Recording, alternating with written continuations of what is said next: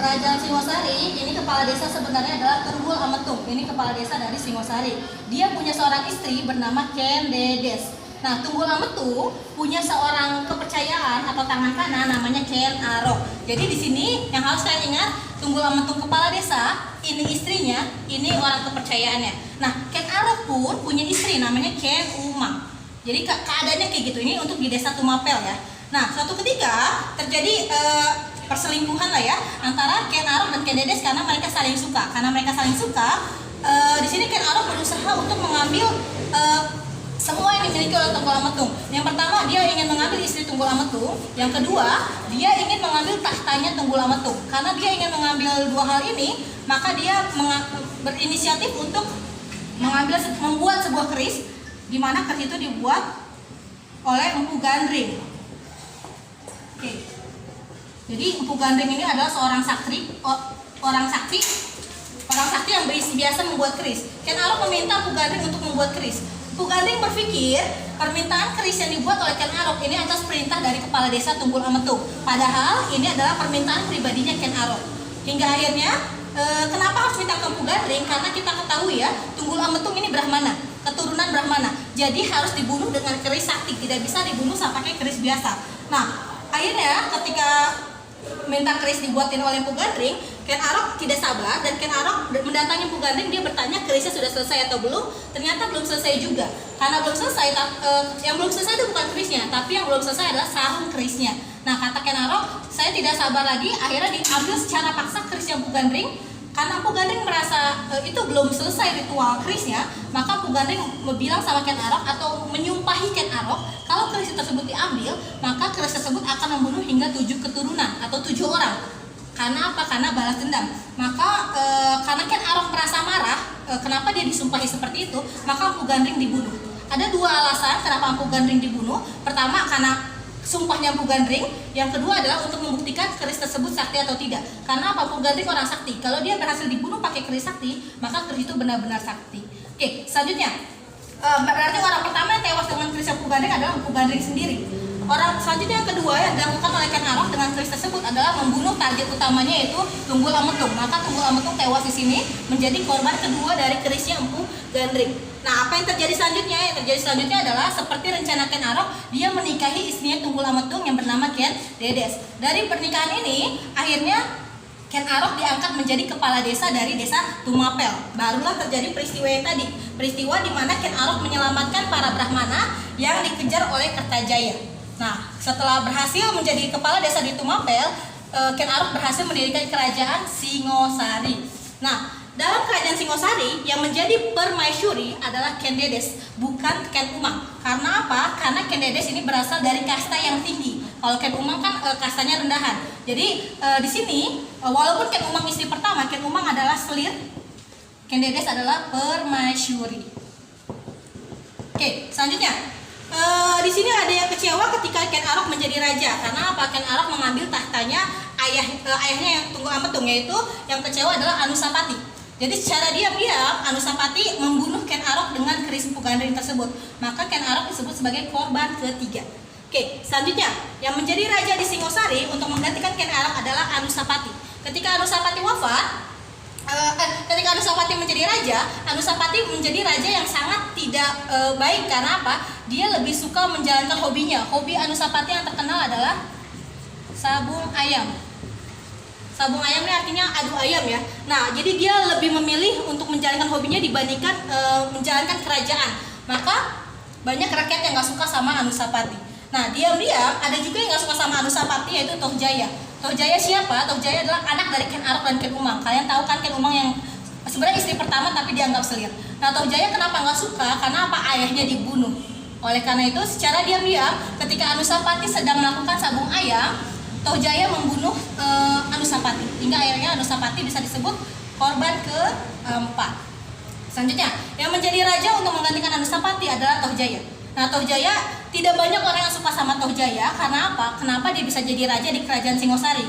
Karena apa? Kita lihat ibu bapaknya. Ibu bapaknya bukan berasal dari kasta tinggi, bukan berasal dari kasta satria.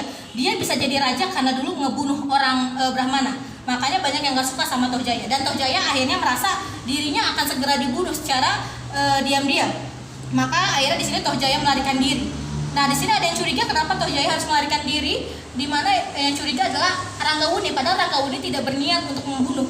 Tapi dia berpikir kenapa harus Tohjaya melarikan diri, maka sama Ranggawuni dikejar. Ketika dikejar, Tohjaya wafat di tangan pengawalnya Ranggawuni, maka bisa disebut ini korban kelima. Oke, yang menggantikan Tohjaya adalah anak dari Anusapati yang bernama Ranggawuni, atau kita kenal dengan Wisnuwardana. Wisnuwardana ini adalah anak dari Anusapati. Dia menjadi raja. Dia adalah satu-satunya raja Singosari yang meninggal tanpa dibunuh. Karena apa? Pada masa pemerintahannya dia disebut raja yang sangat bijak. Bahkan sepupunya yang bernama Mahesa Cempaka ini Mahesa Cempaka ini adalah anak dari Ken Arok dan Ken Dedes ya. Mahesa Cempaka ini bisa dibilang diangkat, diberikan jabatan supaya apa? Tidak merasa dikucilkan di kerajaan. Oke, selanjutnya Ranggawuni menyerahkan tahta kepada anaknya yang bernama Kertanegara. Kertanegara adalah raja terbesar dari kerajaan Singosari karena dia punya dua kebijakan yang sangat terkenal. Yang kebijakan yang pertama adalah ekspedisi Pamalayu. Ekspedisi Pamalayu adalah usaha untuk menaklukkan seluruh wilayah Melayu. Nah, yang kedua adalah Cakrawala Mandala. Cakrawala Mandala artinya adalah penguasaan dunia. Jadi dia punya dua kebijakan. Yang pertama mengalahkan atau menguasai kerajaan Melayu untuk menguasai dunia. Jadi dari Melayu dulu untuk dunia. Nah, ada masalah di sini ketika dia ingin menguasai Melayu dan dunia, yaitu ada kerajaan yang nggak suka, yaitu kerajaan Mongol. Nah, kerajaan Mongol ini pimpinannya bernama Kubilai Khan. Kenapa dia nggak suka? Karena saat itu dia ingin menguasai Melayu. Jadi dia merasa kebijakannya Kertanegara itu mengganggu kebijakannya Kubilai Khan. Maka sama Kubilai Khan diutuslah seorang utusannya bernama Mengki. Jadi Mengki ini diutus untuk bertemu dengan Kertanegara dan bilang sama Kertanegara untuk tidak melakukan ekspedisi Pamalayu karena Melayu adalah targetnya dari Kubilai Khan. Nah, di sini Kertanegara menolak perintah Mengki dan dia bilang sama Mengki, kembali lagi ke Kubilai Khan, bilang kalau kita tidak mau menuruti perintah Kubilai Khan karena kita bukan jajahannya Kubilai Khan. Lalu Mengki diiris kupingnya dan dia kembali ke kerajaannya untuk melaporkan kalau ada raja Kertanegara yang tidak setuju dengan perintah kerajaan Mongol. Oke, selanjutnya Kertanegara masih terus menjalankan ekspedisi Pamalayu dan Cakrawala Mandalanya hingga kita kembali lagi ke kerajaan Kediri. Tadi raja terakhir Kediri yang bisa dibilang kalah adalah Kertajaya. Jadi kerajaan Kediri kan diambil alih sama Ken Arok ya. Nah, di sini Kertajaya sebenarnya punya keturunan yang banyak sakit hati. Salah satu keturunan yang sakit hatinya adalah bernama Jayakatwang. Jayakatwang merasa kerajaan Singosari itu berdiri di kerajaan Kediri, di mana Kediri adalah kerajaan nenek moyangnya dia. Jadi di sini Jayakatwang punya ambisi untuk mengambil alih kerajaan Kediri dari Singosari. Maka disusunlah rencana-rencananya hingga akhirnya oleh Jayakatwang secara diam-diam dia berhasil membunuh Kertanegara. Tapi dia tidak cuma membunuh Kertanegara, yang dia bunuh adalah suami dari anak-anaknya Kertanegara. Kebetulan Kertanegara punya 4 orang anak perempuan, Tribuaneswari, Narendra Duhita, Prajna Paramita, Gayatri. Jadi semua anak Kertanegara adalah perempuan. Dan kenapa suami-suaminya mereka dibunuh? Karena apa? Jayakatwang takut kalau suami-suami ini tidak dibunuh nanti mereka akan balas dendam. Jadi makanya yang laki-lakinya dibunuh semua. Kecuali satu orang, yaitu suami dari Gayatri. Suami dari Gayatri itu adalah Raden Wijaya. Kenapa Raden Wijaya tidak dibunuh? Karena pada saat kejadian Raden Wijaya tidak ada di tempat, atau dia sedang pergi ke Madura. Dia lagi ke Madura sama Gayatri, makanya dia selamat. Nah, siapa sih Raden Wijaya? Raden Wijaya adalah anak dari Lembutal. Lembutal itu siapa? Lembutal anak dari Mahesa Cempaka. Jadi bisa dibilang Raden Wijaya itu menikah sama sepupunya sendiri, yaitu Gayatri. Karena mereka berasal dari, ya bisa dibilang satu keluarga lah ya. Nah, Jayakatwang secara diam-diam dia melakukan pembunuhan terhadap Kertanegara. Maka di sini disebut Kertanegara ini adalah korban ke-6. Korban ke-6 dari Keris Empu Gandring. Nah, karena sudah direbut sama Jayakatwang, maka seluruh kerajaan Singosari diambil alih oleh Jayakatwang dan kembali lagi dia mendirikan kerajaan Kediri. Nah, jadi wilayah Kediri yang mana? Wilayah Kediri adalah Singosari. Wilayah Singosari yang mana? Wilayah Singosari adalah wilayah Kediri yang dulu. Jadi dibalik-balik aja kayak gitu ya. Nah, selanjutnya Kediri di bawah pimpinan Jayakatwang ini ketika dia lagi menjalankan pemerintahan, terdapat serangan lagi, yaitu serangan dari bangsa Mongol yang dulu berjanji untuk menyerang Kertanegara. Ketika dia datang ke Kertanegara, dia kaget kenapa Kertanegara sudah meninggal. Bahkan tidak ada yang bisa menggantikan atau tidak ada yang bisa bertanggung jawab di sini. Ketika dia minta pertanggungjawaban Raden Wijaya, karena Raden Wijaya kan menantunya Kertanegara. Raden Wijaya bilang, bukan saya yang bertanggung jawab karena saya bukan raja. Yang menjadi raja adalah Jayakatwang. Jadi kalau mau minta tanggung jawab bukan sama Raden Wijaya, tapi minta tanggung jawab sama raja baru, yaitu Jayakatwang. Akhirnya bangsa Mongol, karena mereka marah dulu utusan Mungki ini diiris kupingnya, maka bangsa Mongol menyerang Jayakatwang.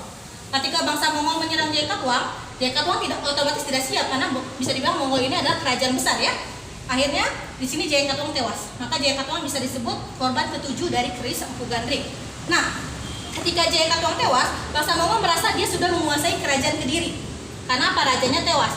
Nah, akhirnya mereka pesta-pesta, minum-minum hingga tidak sadarkan diri. Dan di sini Raden Wijaya melihat kesempatan. Oleh Raden Wijaya, bangsa Mongol yang sedang pesta-pesta dibunuh sama Raden Wijaya. Dibunuh semuanya hingga akhirnya seluruh kerajaan Kediri diambil alih oleh Raden Wijaya dan digantikan atau diganti menjadi kerajaan Majapahit. Akhirnya kita masuk ke kerajaan Majapahit, di mana bekas kerajaan Majapahit adalah bekas kerajaan Kediri yang diambil oleh Jayakatwang.